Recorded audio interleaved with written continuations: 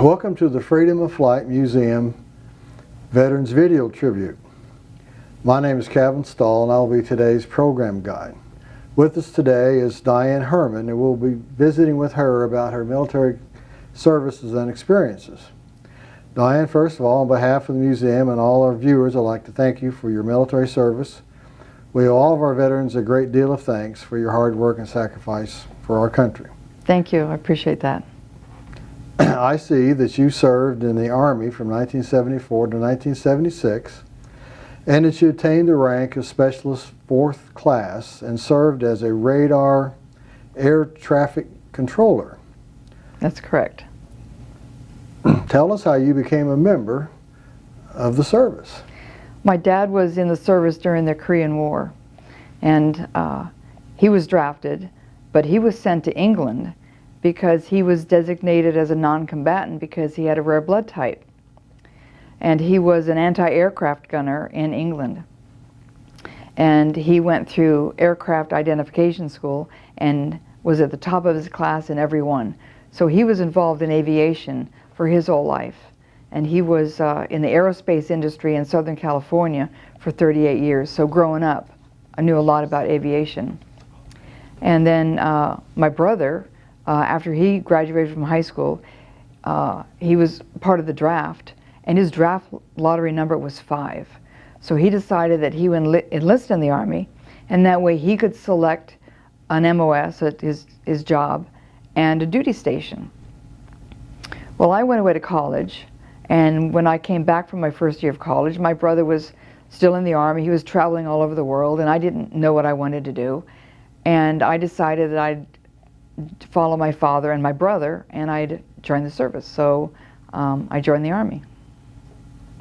Where did you receive your military training? And how did you get your job as an air traffic controller? Well, when I enlisted, because it was during the Vietnam War, they were really trying to recruit a lot of men, but especially women, into the service. So when I enlisted, I did not have a job. I didn't have an MOS. And because I had a year of college, and because I scored really well on my entrance, my GT exams, I was selected for air traffic control school. I went to basic training at Fort Jackson, South Carolina, to Fort Rucker, Alabama. That's the air traffic control school. And then I went through August and September. And it was grueling. It was the same base where men went through basic training, so we basically, all the women, had the same basic training as men. Then after basic training, I went to ATC school there at Fort Rucker, Alabama. Okay. I understand you served overseas. I was stationed in Germany, and I was at a small Army airfield just outside Nuremberg, Fort Army Airfield, and we were about 40 miles from the Soviet-controlled Czechoslovakian border. And the purpose of the small airfields along the Soviet border was to serve as an early warning system in case of a Soviet attack, because that was at the height of the Cold War. This was several years before the Berlin Wall came down. About 15 years before the Berlin Wall came down. So the purpose, our mission, was for the aircraft to patrol the Soviet border as an early warning system in case of a Soviet attack, because at the time, during the Cold War, that was a real threat.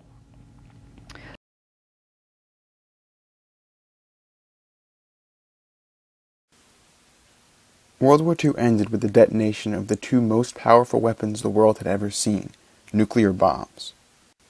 The end of the war didn't bring peace, however. Instead, tensions between the US and the Soviet Union were brought to the forefront. These tensions had been building for a long time. The date often given to the start of the Cold War was the Yalta Conference. Although the US and the Soviet Union were technically allies during World War II, their friendship was fake at best. The radically different theories on economics and government led them to deeply distrust one another and led then-President Franklin Roosevelt and then-Soviet leader Joseph Stalin to lock horns over the future of Europe. Truman's Marshall Plan supplied billions of US dollars to help Europe rebuild and prevent communism from taking root. This was part of a strategy called containment, or preventing the spread of communism across the world. Tensions escalated further when the US joined European nations in forming NATO, a military alliance.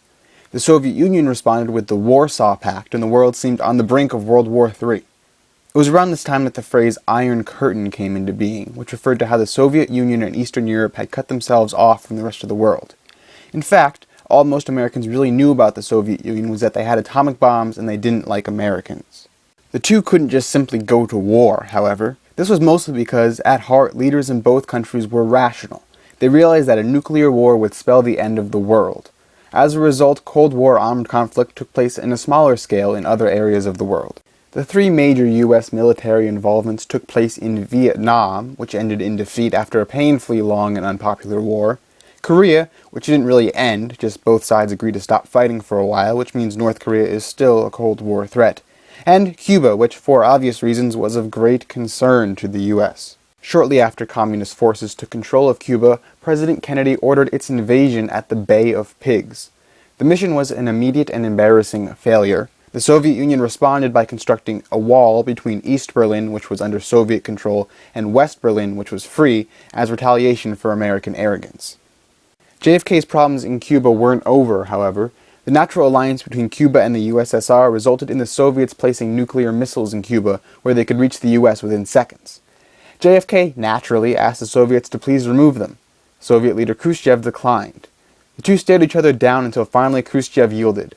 The missiles were removed from Cuba, and an embarrassed Communist Party removed Khrushchev from power. The affair did, however, lead to the red phone between the two governments. Around the time this was going on, the Soviet Union launched Sputnik, the first man-made satellite in space. Kennedy was quick to respond. I believe that this nation should commit itself to achieving the goal, before this decade is out, of landing a man on the moon and returning him safely to the earth. The so-called space race was on, and on July 20th, 1969, the U.S. won as Neil Armstrong became the first human being to walk on the moon. One final thing to know about the Cold War was how it affected American citizens. In addition to the constant threat of being incinerated by nuclear attack, there was also the fear of communist infiltration. Basically, people were seeing red everywhere, which I shall now try to demonstrate by adjusting the white balance. Joseph McCarthy, a U.S. senator, capitalized on this fear and began accusing various political and military figures of being communists, often falsely. So how did it all end? Well, it turned out that communism, especially the way the Soviets were doing it, is a pretty terrible system. By the late 1980s, the Soviet economy was pretty clearly in the tank, and its political structure was falling apart. Mikhail Gorbachev came into power and started a reform movement that led to this at the Berlin Wall. Mr. Gorbachev, tear down this wall. As well as the collapse of the Soviet Union and the return of the white balance to normal. The largest part became the country we know today as Russia, while the rest was divided into independent nations. And that's how the Cold War happened.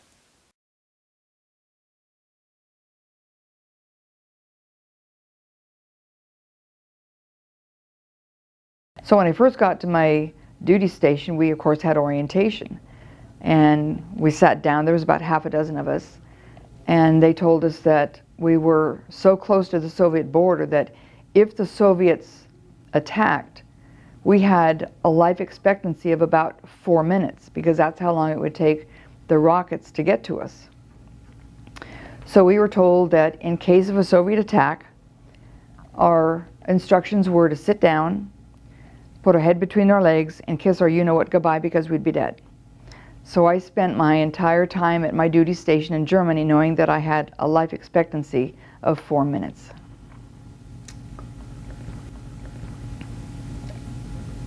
Tell me a little bit about your daily routine. What was it like to be an air traffic controller?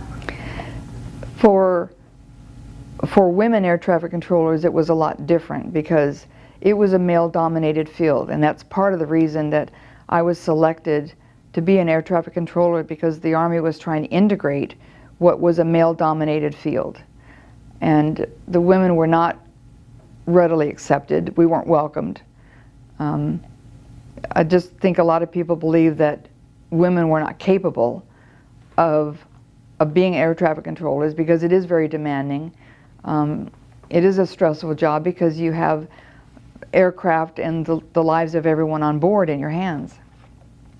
So it took a lot of work on my part, and a lot of skill as an air traffic controller to show everyone that I was as capable as men to be an air traffic controller.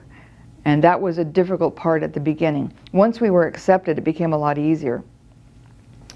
But we sat in a small shack on the other side of the runway and sat in a dark room with an old World War II era radar screen, and we would conduct ground control approaches. And it was mostly a rotary wing airfield, so a lot of helicopters came in. And after they patrolled along the Soviet border and they came in for a landing, we would give them a ground control or radar approach so they could land safely back at the airport. Were some of the pilots ever surprised to hear a woman's voice on the other end? Very much so.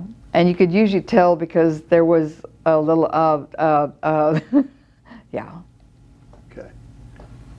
So a typical a shift would be in that small area, and then when that shift was over, you would go back to your routine as being a normal soldier, I guess. A small, dark room, one person at a time. There was one radar screen, and the air traffic control, the tower operators would hand off the aircraft to the GCA, and then I'd take over and provide the ground control approach landing for the aircraft.